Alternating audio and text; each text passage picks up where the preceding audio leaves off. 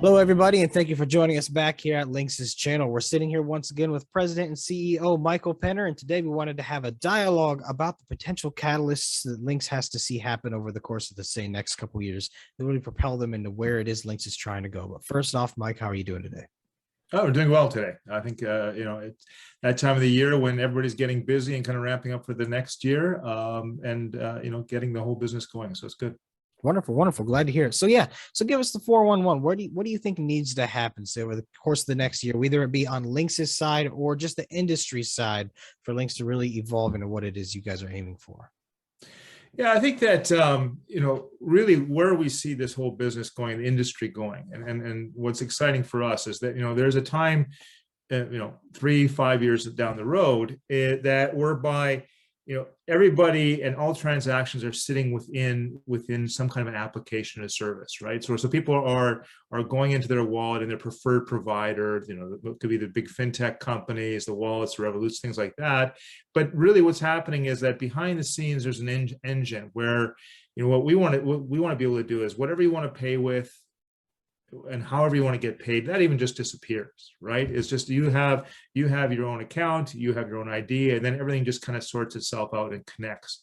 And for that to happen, and that's really important, because I think, this, what we're talking about is infrastructure, and once this happens, then everything else starts to take off. Like we've seen this with so many industries in the technology side, is that you get very excited about what this software can do in this application, but what has to start to happen is they have to kind of get integrated and they have to become seamless, and they all have to get to a point where you don't even see what's happening. You think of Amazon, for example.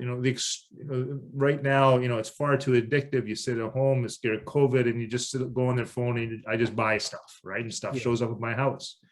But the amount of pieces over the years that had to happen for that. So for our industry and for where we really see our vision and we're going to play, because we feel that we will be the guys underneath that. You won't, in a few years, you won't necessarily see us, but what you're going to see is you're going to see what people are doing, very specific applications, financial services, when people are anything at all in our markets. And what we're really excited about is emerging markets being connected to markets here where we don't even see it. You don't even see what's happening. I can buy and sell a product. I can transact with people. You can have gig economy people that are getting paid. Like all of this is happening seamlessly. But what needs to happen, is all these pieces that really aren't connected at all. You go to a bank, and in my bank still, I have to go to the bank to move money between a business account and a personal account.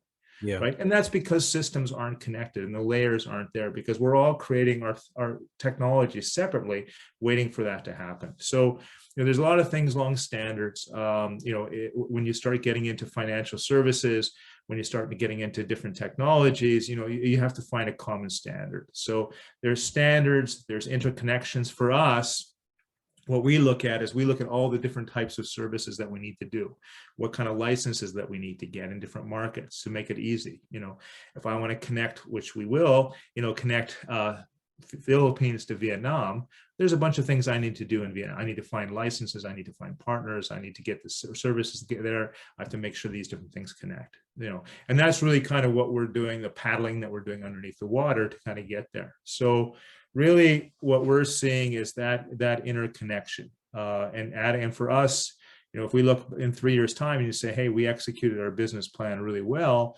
what we'll have seen is that we'll have gone into new markets, we'll have established ourselves with very strong partners, we'll have connected the different financial services, and the result will be that there's a single wallet that anybody can use. And I personally will be very excited when somebody in a remote community, in one of the countries we're in, can literally walks around with a phone or a card, and that card is their bank account. They can make payments. They can actually do something in their own community and sell it to somebody here in Canada, United States, and collect the income. Or what we're seeing in the NFT space with this play to earn. This is extraordinary. You've literally got people in markets who have a phone and are paying for how they live by doing digital activities, digital manufacturing workers. So all of that needs to sit on top of each other and be smooth and fluid. And I think we really kind of are mapping out what needs to happen to get there. When you brought up NFTs and cryptocurrency, I think that's probably the easiest example. I think people in the modern world could see some of the underside of it as you look at cryptocurrency. And a lot of people are still plugging in their addresses they're sending the crypto to and so on. That's not going to be forever. It's eventually going to be send money to this person, validates it, sends to that person without you messing with the transaction times, without you making sure you didn't mistype one number and your money's gone forever. So I think that's the closest thing people could see in the modern world to see under the hood of where things really get processed and everything. Because it is a complicated process for how these things get moved around.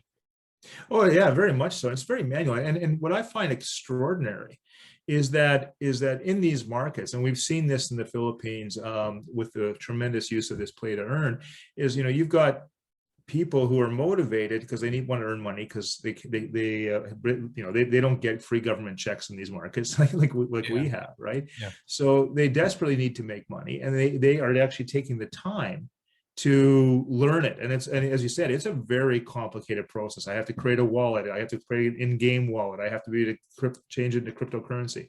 So there's the desire and the ability to do that, but it's not fast. It's not easy. It's expensive. So if I want to cash out, and I still have a cash economy. So that's the role that we really see ourselves playing, is that, these companies and these technologies are doing all these exciting things. There's custody services, there's, like you said, there's the game, there's all these different elements. But really, when somebody wants to say, I got to buy groceries with this, and I need to pay my bills and that kind of stuff, we want to facilitate that. And we want to make that part really, really easy. Wonderful. So, Mike, from that, let's shift back to focusing mainly on Lynx here for a second. What would you say the most recent updates are playing into this? Well, right now we are and just announcing that we're taking a strategic investment in a company out of the UK called StyloPay. StyloPay is what we think is quite an extraordinary company. If you're familiar with a lot of the fintech, the big names, they're very much like a Marqeta. They're a company that actually is a self-serve platform that allows companies to literally issue their own cards, and issue their own cards and manage them. So you connect it to your bank account. I can do payroll, which is something that's really interesting in our market. I can do payroll with them. I can do any kind of service. Any business can self-provision it.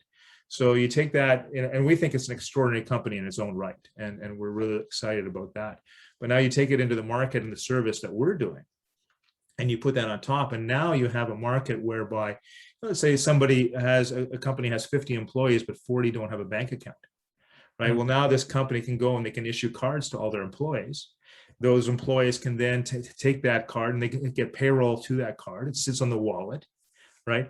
Now within that wallet, they can set up bank accounts in other places. They can transfer money. They can do cryptocurrency, or they can go to a DA5 shop and cash in and cash out. So all of a sudden, this whole new world, and this is kind of what I was talking about before. These are the steps that once we start pulling it together, people can do things. I can start accepting payments. So for us, we're really excited about that company. I think that represents the next big growth to what we're doing. Which is really kind of integrating all of these things, putting them on top of our licensed platform, and just opening the doors and say, come one, come one. Wonderful, Mike. Well, thank you for the updates. Thank you for the insight on where the market needs to go and the catalysts for Lynx. Is there any last words, anything else you want to add before we go today? No, I think that we're really in an exciting time, and I think that the industry as a whole is doing really exciting things. And from cryptocurrency to NFT to payments to, I think recently you've seen that big companies like PayPal are starting to look into other applications. So we're seeing this integration. I think there's a lot of moving parts here. And for investors around the world, there's an ability to participate in a really new infrastructure, much like we saw back in the late 90s. Wonderful. Well, again, Mike, thank you for coming on today, and thank you everyone for watching. Let us know what you guys think, where the industry's heading, and your thoughts of where things can wind up with Lynx and for the industry as a whole. We'll happily talk about it here on a video, but for now, stay tuned. We'll get you another update along the wire as soon as it comes in. Mike, have a wonderful day. Thank you very much. You too.